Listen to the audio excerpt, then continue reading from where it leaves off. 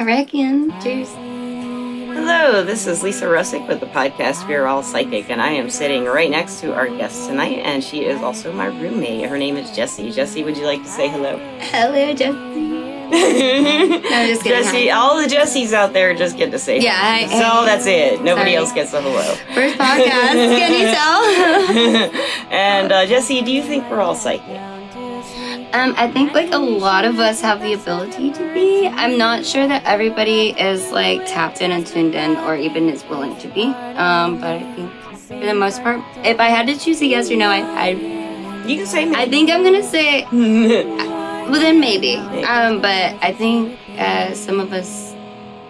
some humans can be pretty opposite. And like super, they lack a lot of empathy. So I think if it was a yes or no, I'd go with no, but I have hope. It's interesting you say that, because I think even the people who seem to lack empathy, I think they have a lot of it, but they just enjoy the negative feelings from other people.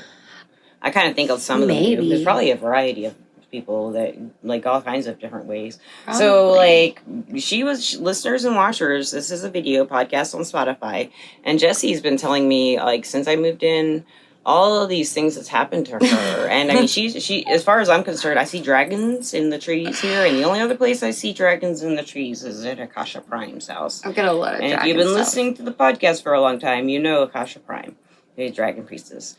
And she's a very good friend of mine. And this girl, she affects my torch when I solder. I can't solder next to her bedroom, and I can't solder. Right? Just my torch will either, if she's asleep, it goes. It's probably those heavy dreams. And then when, it doesn't want to work. It's just when you're like way asleep in a dead sleep. It's like no fire. That's when I'm the most alive. Yeah. Yeah, you're like in the your most dreams. awake. Yeah, you're not there. I'm way more awake in my sleep than I am. Probably I think you're like traveling, and then definitely out there in some astral planes. I don't know. Far out for exactly. Sure. And then like the torch, also listeners and watchers, it'll like just like with Akasha Prime. When I was around her, if she's in a heightened state of any kind, the torch will. So I can't solder anything because a big old gush of fire will come out and it'll stop. Not the torch gush. Will stop working all the time. I think it's a big boom. It's pretty. A gush. It's a gush and a boom. I'm gonna just change my name on the internet gush, to the gush. The Gush! I'm just the Gush. No big deal. So listeners and watchers, Jessi is, among other things, a very talented musician, and I have recorded some of her songs. And I'm going to try to see if she'll let me record one for the end of the podcast or during the podcast at some point. So you can hear her sing. She's also a very talented musician. So. We have fun. We've had fun playing together. It's been fun. Yes. But so Jessi, when you were younger, when was the first time like you knew about intuition, or when you felt like to follow your intuition? I'm pretty sure. She said she was like me and was kind of like a child of nature. Yeah, like I'm almost certain that like it started in the womb, and that's why I was like, my parents. This might be too much information, but my grandma said that like I started to come out, and then was like. Oh, you're just like, kidding. I think my intuition knew I would hate this shit. No, I'm just kidding. I don't hate it. But no, I think I pretty much as soon as I was out here, I was like, oh, hell no.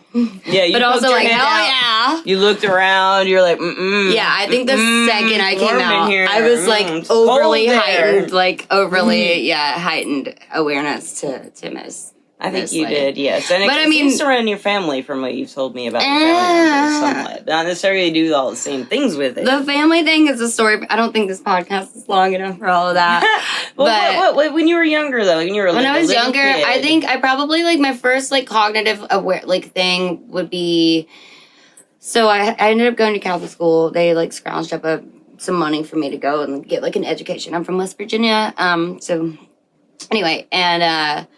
I had religion class, so I was like, ooh, okay. And my family's not very religious. I've kind of had a come to Jesus moment or whatever, maybe. I'm not sure, but...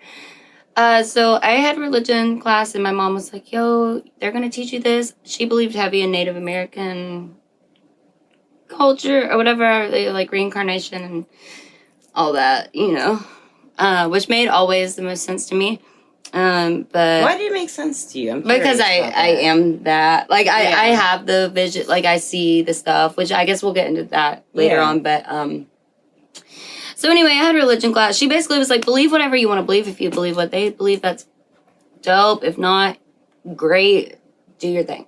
So I went in there and I was like the youngest in my class. My birthday's at the end of the month or the year and the month. But anyway, and my religion teacher, I like waited till the end of class and I was just a scared like little, kindergarten, like 5-year-old. And I was just like, oh, miss, and I'm not going to say your name, but I was like, so if all that, because I would lay in bed and retrace like everything back to, blackness and like, well, what made darkness? And then it had to be like light, but what made that? And it would drive me crazy. And I'd be like, God, but then who made God? Yeah. And it would just like drive me, like little me, so nuts, like that I would like, so I went in there and so I you're like pondering the big questions already. From a very early age. And I like went in and I remember like asking her and I was like, Miss, and I was like looking up and she's up here and I'm down here and I'm just like, who made God? And she just like looks down and towers over me and is like, you don't ask that. And I was like, ooh. Don't trust you. Really? Like, don't trust you. And so that kind of turned me off. Interesting, yeah. And so it turned me off like super heavy from like religion for a really long time, organized religion. And then my mother died when I was 8 and she used to paint the gym walls and substitute teach there. And so everyone loved her and gave me a scholarship. So then I'm back in this place for years to come, which I like. My next big one would be being like 6. Ish and Easter, I remember getting this black paper and these markers you could with the flashlight would glow in the dark and she bought I've seen those. I remember those. And I was writing and then I remember like around that time I had a dream, this crazy dream about my mom basically dying. But and these, if you guys ever want to know the dream, I'll describe it, but I don't want to. A little bit. Yeah, we'd love to hear a little bit. Well, so I was little me. There's a desk like this tall and I'm walking in and with my mother. She checks me in. I couldn't see over the desk. And I'm talking to this lady. And I'm like, why are we here? Why are we here? And my mom's like, Jessi, Johnny, just don't worry. Just don't worry.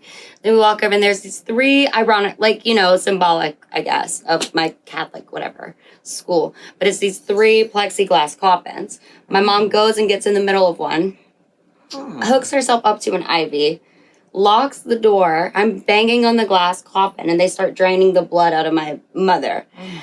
And I'm sitting there like, Mom, and she's like, it's okay, Jessi, baby, it's okay. And so then a year and a half later, 2 years later, my mom dies. Yeah. So it kind of started pretty early. In the other coffins? Was there anything in there? Mm-mm. Does that hold any symbolism to you, 3 coffins? I feel like maybe it had to do with just the 3, like the crucifixion. Maybe it had just something to do with what I was learning in Catholic school about if I was learning, which I was always writing songs. There was always Jesus with the 2 people and the 3 crosses. So I'm assuming maybe that had to do with it. And it also makes me think of witch persecution in a way, because it sounds like witchcraft, witchy vibes running her. She's got the crackle. Can't you guys feel her crackle? I know, and like, look, but I don't like practice, right? I don't practice magic or anything. I don't have to. I just kind of like... It's just on me. But I'm trying to, I don't know. The world's getting crazy right now. And so I'm trying to like, I kind of just want the universe to be doing what it does. And I don't really want to try to affect it. But I'm also like, at this point, maybe I should. That's why I don't like witchcraft. I don't want to affect the universe because if it messes something up. And I never want to deal out karma to anyone because the universe or God or whatever is going to do a better job. But that was my first dream predicting somebody's death. My first one. And then it just... Did you know it at the time, kind of, or at all? I felt it. You felt it. But I didn't know. I wasn't aware. You don't really know. That I didn't assume. Well, my idea of death wasn't. Because it kind of sounds like you're like me. And my idea of death was a hotel. Like we'd go to a hotel and spend the night and Yeah. And then you'd go on to the next place, and I didn't know what that meant. My mom taught me really early, which I was a planned baby. Okay, I just didn't go to plan, but so she quit drinking and all that stuff while I was she was pregnant with me, but once I was out and in school and she was teaching, she's picked it back up a little bit, and she struggled with it. My grandpa, like I'm named after, was a heavy drinker, so he did some spirit. We talk about drinking a lot on the podcast. How spirits. I'm sorry. Can I not cuss? I'm so sorry. You can cuss. People cuss all the time on our damn podcast. I cuss like a sailor. I'm so sorry. On this damn podcast. It's the West Virginia in me. But I think when I was really early on, like she was an amazing artist. Drew a picture of the gun that he had. Anyway. Yeah. Trigger warning. some stuff happened. He did it himself, and there was a gun involved. We'll just say that. But so I was like 4, and I woke up out of my bed because she smashed the picture, but it looked like a real picture of this gun, like a photograph that she'd drawn. And so she smashed that. And so that was kind of my first idea of death, is because she was sort of infatuated with it. I walked out, and I was like petting her head, and I was like, Mama, what happened? And she told me, that's the first time she ever told me, which is what my song is kind of about. The, one of them. The American Me one, which was a prompt. I never even meant to write that song. I think that's about the song that she needs to sing for us. Yeah, I'd be happy to. But it's that was kind of my first. I was 4 years old, and that's the first time she ever told me. Like, she told me the truth, which is very admirable in my opinion. She was like, "Your grandpa did this and this and this." Maybe not the most appropriate, but I still, like, to this day, I think that's where I get a lot of my honesty from, and bluntness, which may not be the most appropriate in a lot of. Your bluntness, spaces, your bluntness is never unkind. It is something it's that never unkind. It's you. If you're blunt, you're just like interrupting, like me. We both can finish people's sentences, even though we're not really. I guess it's situational. So sometimes I do finish people's sentences. Sometimes I think I can, but I can't. I think it's really situational, but I Mine's think ADD. I think we're both pretty up there, but I definitely have like a mad respect for her in that regard. But but that was the first kind of concept. Did you tell her about that dream? No. Maybe I told her about a lot of dreams and stuff, but I don't recall really telling her. But that one really stood out. Yeah. I'm sure I did. Because I mean we were so close. But. Well, I would love to ask you, and I love to ask musicians this. I asked Eric this, and musicians when they come on. And empathy in general, and actors when they come on the show, and empathy. When you perform for someone, you have to project, I think. An empath projects the feelings into the audience, and the audience receives it and pushes back more. It's wild because you can feel them the whole time, too, I think. Yes. Can you ever feel like you're contributing to a show? Like seeing a band or something? Always, like, yes, yeah. I mean, exactly. it depends. I guess on the even the big ones. I think if you've got something and the person up there does, it's hard for them not to feel it. And there's something weird about it. There's something weird about it, and whether you make direct like contact with this person or not, there is always. But I do have a lot of like actual, I think, proof kind of that because I've met a lot of people. I think I'm in Nashville because of. Some weird psychic. That's why I'm here because I saw Hawks all coming to Nashville. Yeah. People I've never met in my life. I wanted to, that I've met maybe somewhere else. Yeah, it's like along the line. How'd that happen? But it is more of a. I definitely base my life way more off of like intuition and a feeling. Yeah, me too. So to speak, than any type of logic. I guess there's logic always that will come into play, but like you follow your heart more so than my. But studies have shown your heart are different things. So. Yeah, I mean they're very close because they want the same thing. There's studies on like peace and harmony. I think I'd have to go back for the next podcast and look it up, but it has something to do with your heart. Still, like it has. It's like you get a heart transplant and then you have like the memories of another person because there's some part of your brain that's still like the idle hands. We talked about that on the podcast and wanted that movie Idle Hands where the hand came like did things while on its own. Shit, I forgot about that movie. I think about whenever I think of this. What a gnarly movie. That's such a fucking that's such a that's such a good movie. That's a good movie. That's such a that's funny. I forgot about the movie. Yeah, for sure. That's a good one. Definitely. So I would love to ask you, when you're inspired to write a song, let's say an Irishman pops into your life, just for example. Let's just say, for example, okay, a really handsome man, and he seems perfect. And disappears. And he disappears one night. I've known him for 16 hours. Shows up at work, and you go out with him, and then he lives in the city. And you start hanging out, and you get to know each other. Mm-hmm. When would you tell him about this part of you? I mean, probably the second that we meet. Yeah. Do you think if that were to happen, you would know him right away? I feel like one of my it may be a toxic trait. I feel like one of them about me is that I kind of ultimately am pretty straightforward about because to me for a long time like it wasn't something that nobody else had. Like, it was like, normalized. I just assumed, like, why don't you get it, understand it the way that I do? Yeah. But you're also smart, intelligent. Well, so are you. But it's like, it takes one to know them. But but at this point in my life, now it's not that, I just don't think that they, it's not just because, I didn't know they didn't also understand. You just let everyone experience life that way. Well, in the it's exact way because that you do. now I think I'm more uninterested in somebody who, one, isn't willing to believe me or try to, like, get down with it, or two, isn't they use it on against that. You. Some people use it against you too. Yeah, and it's but I can spot one of those now. You're good at that, yeah. From a mile away, which I thought I could before, but like some of them are good and tricky, but. Yeah, not as good as me now. No, she's and watch, and that's how it happens now. Somebody's gonna come and find me and be like, "Let's see," and I'm like, I don't want to know. But no, I think I kind of just like try to put it out there to begin with, just because I'm kind of.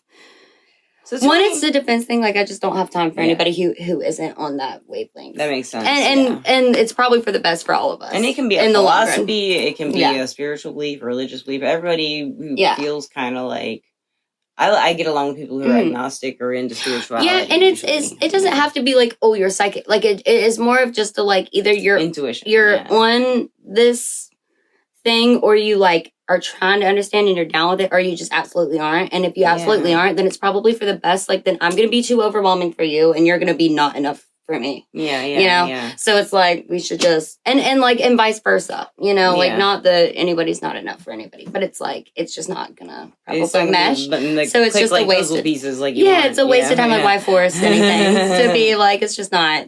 So tell us about something like, what is like an early childhood experience? Like, did you ever see a fairy I feel like you saw a fairy. Okay.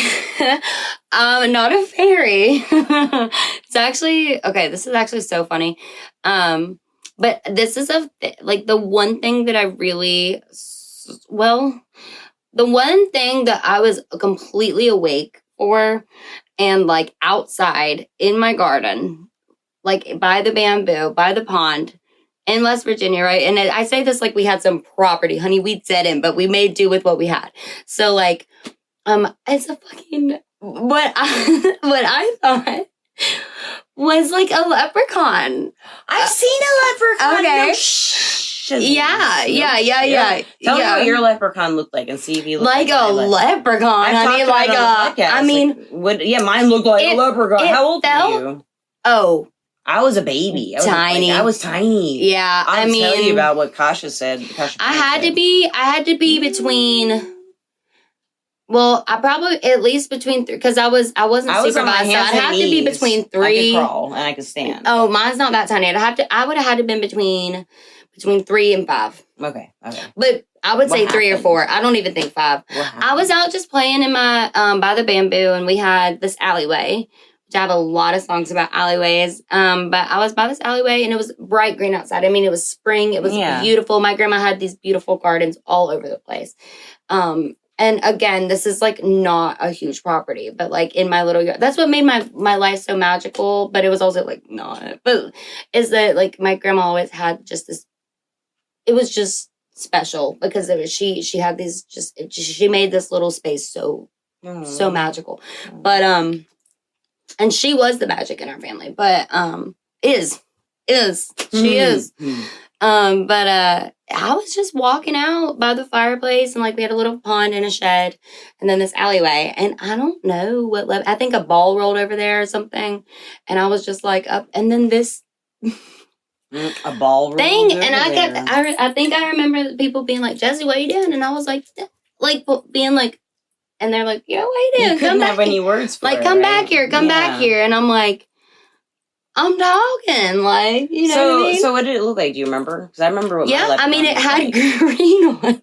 Mine had green on too, but mine had a very specific face. So like, I'm like, I'm so dying to ask you if yours had this face, because mine had this really long nose that went down like this. I think it came down to a little mouth, and then it came back up like I feel like he had pretty prominent features, but I will say, and tiny little beady black. I think so. Like I remember but I do not remember facial Yeah. features.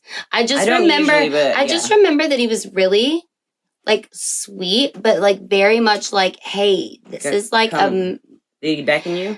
no, No? but he was like, you're seeing like trying to. You could tell that he was like kind of also in disbelief that I was seeing him, I guess, and also just being like, you were close to his treasures, but also being like,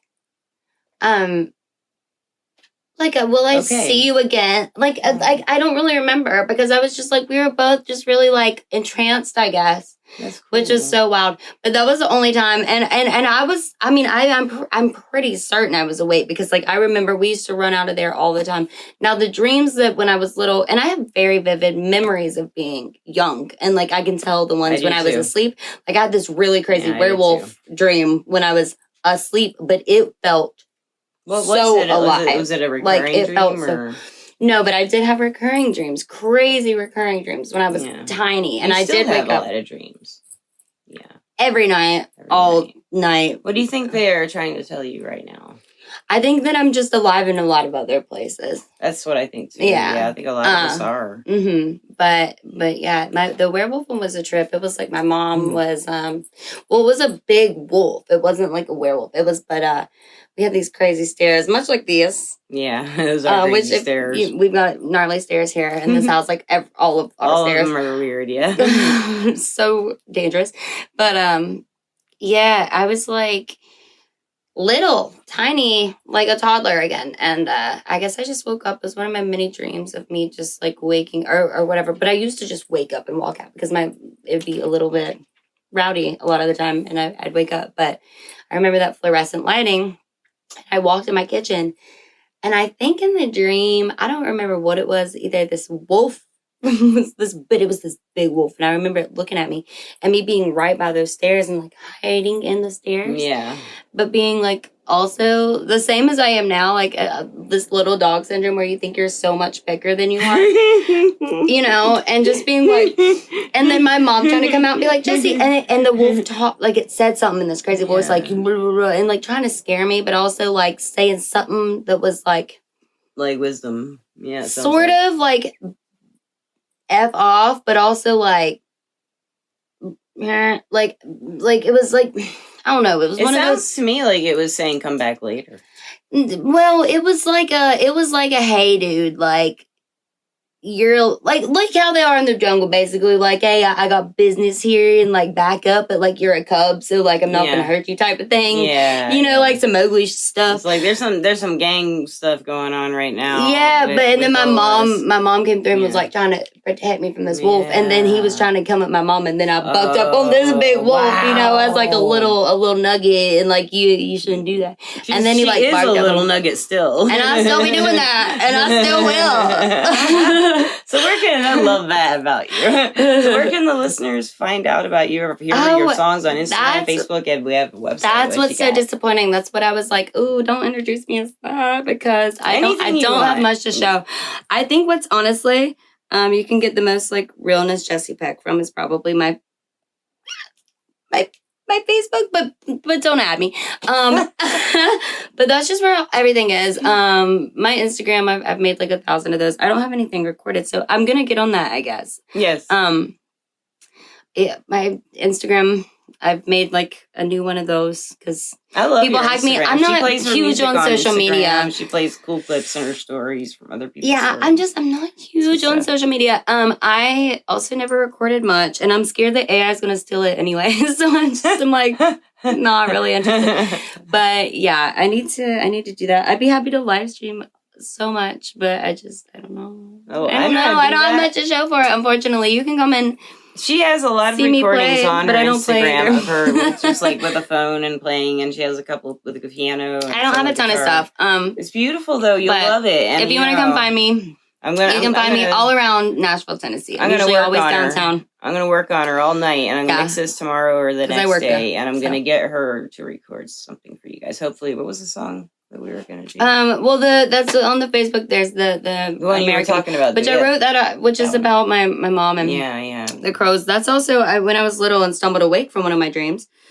One of my recurring ones. It was on there's a picture of crows all over the fridge, and my mom. How many were there? whole graveyard full, and I've got tons of songs about that as well. But yeah, my mom went there with a bottle of whiskey, much like myself, or me, much like her, maybe rather. But and was mourning her That dad's sounds death. like a serious witch wound, if you know what that is. Sounds Crows right. being buried. My in a mama was graveyard sounds very like witch witchy. wound. It sounds like a lot of pain and suffering through Yeah. past lives as witches. Yeah. Totally. And I'm like, To but me, bro, that I'm like yeah. over that pain and suffering. Like, I'm not a fan, and Yeah. I don't think it's cute.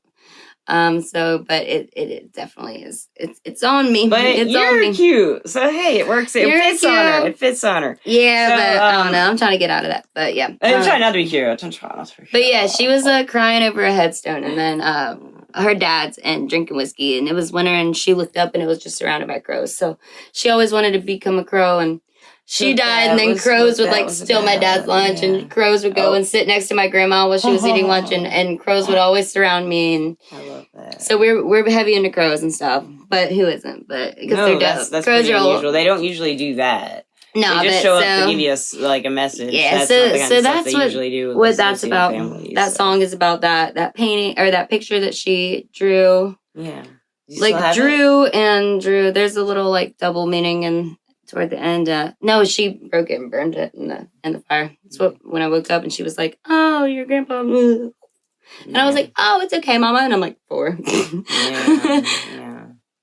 Drama. No, it was actually I still have mad respect for that. But yeah, and then the crows. That's what that song's about. But that's on my Facebook. It's public. You can check it out if you want to.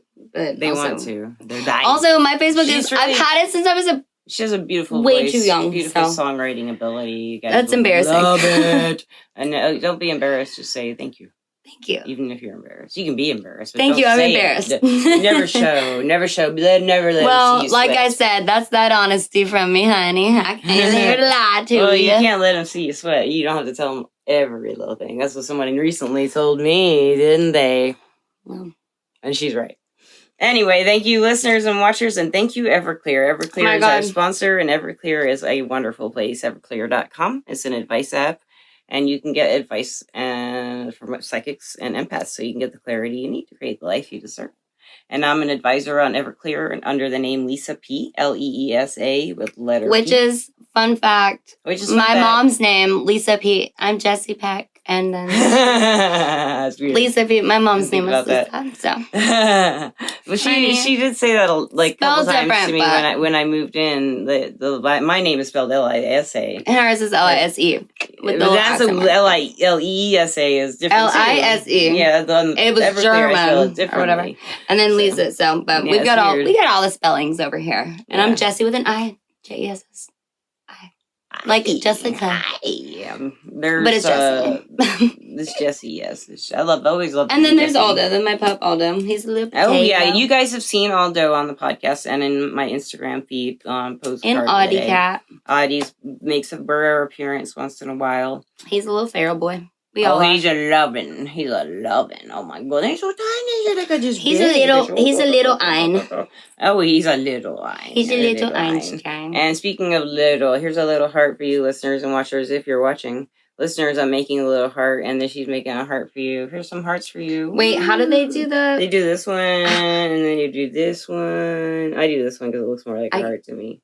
But sometimes they do it like this, too, I think. Like I don't know. Or make them float out of your head. This is old technology. Nope. Of making visuals, animation, or something. Okay. Hearts coming out of her head. Thank you, listeners and watchers. So much fun. Always fun. I love you guys, listeners and watchers. Okay, and have a thank great time you. wherever you may be. Peace out. Bye. Bye.